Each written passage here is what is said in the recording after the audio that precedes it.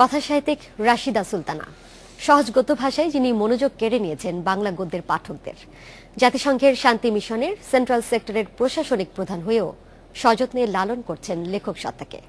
লেখকের ভুবনের আজকের আয়োজনে থাকছে কথা সাহিত্যিক রাশিদা সুলতানার ভুবন।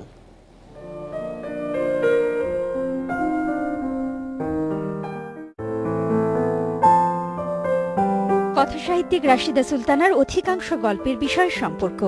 জটিল এক একটি সম্পর্কের বয়ান সহজ ও সাবলীলভাবে তুলে ধরার ক্ষমতা তাকে আলাদা করেছে আর সবার থেকে। লেখক হিসেবে আমার প্রথম উদ্দেশ্য হচ্ছে যে একেবারে নিখুঁত নিপাট একটা বিশ্বাসযোগ্য সুন্দর গল্প লেখা। পাঠক যখন আমার উপন্যাসে গল্পের মধ্যে ঢুকবে তখন যেন তার কখনো এক বিন্দু হোঁচট খেতে না হয়, সে সম্পূর্ণভাবে যেন ডুব দিতে পারে এবং আচ্ছন্ন হয়ে থাকতে পারে যতক্ষণ সে পড়ছে, সে যেন কোনো ধরনের বাধাগ্রস্ত না হয়। এবং এই জন্য আমি আমার অনেক গল্প উপন্যাস আমি প্রথম পুরুষে লিখি।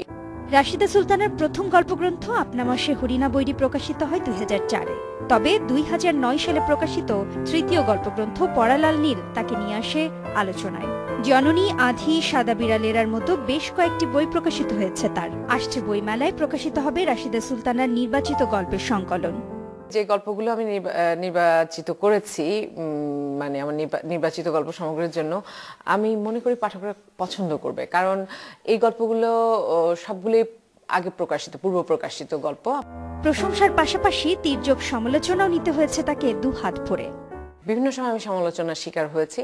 কোনো পাঠক বা আমার পরিচিত আত্মীয় স্বজন, বন্ধু বান্ধব, সহকর্মী বিভিন্ন কথায় নানা ধরনের আক্রমণে আমাকে ক্ষতবিক্ষত, রক্তাক্ত করেছেন।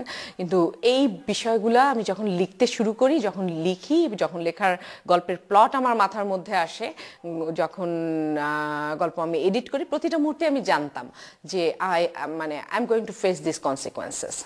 দুই সন্তানের জননী রাশিদা সুলতানা সুদানের দারফুরে জাতিসংঘের শান্তি মিশনের সেন্ট্রাল সেক্টরের প্রশাসনিক প্রধান। দূরপ্রবাসে একাকিত্বের সঙ্গী তার লেখার টেবিল। দুই পুত্র সৌম্য ও রৌদ্র। ছোট ছেলে বাংলাদেশে থাকে আর বড় ছেলে কানাডা ইউনিভার্সিটি অব টরন্টোতে পড়াশোনা করে। পরিবার আর মাতৃত্ব রাশিদা সুলতানার জীবনের সবচেয়ে গুরুত্বপূর্ণ অংশ। সন্তানেরাও মায়ের পরিচয়ে সমান গর্বিত। মা কিভাবে একই সঙ্গে লেখক হয়ে আসছে, কিভাবে একটা ইউএন এর কর্মকর্তা হয়ে ভালোভাবে কাজ করেছে, কিভাবে একটা মা হয়ে দুই ছেলেকে একা বড় করছে, তারপর দেখে রাখছে। এবং এটাই আমাদের অনুপ্রেরণা যে একটা মানুষ যদি এত করতে পারে তখন আমরাও তো পৃথিবী থেকে আরো সফল হতে পারবো। রাশিদা এখন ব্যস্ত নতুন উপন্যাস নিয়ে। তবে আসন্ন মেলায় নয়, 2018-র বই মেলায় তার পাঠকেরা সংগ্রহ করতে পারবে বইটি।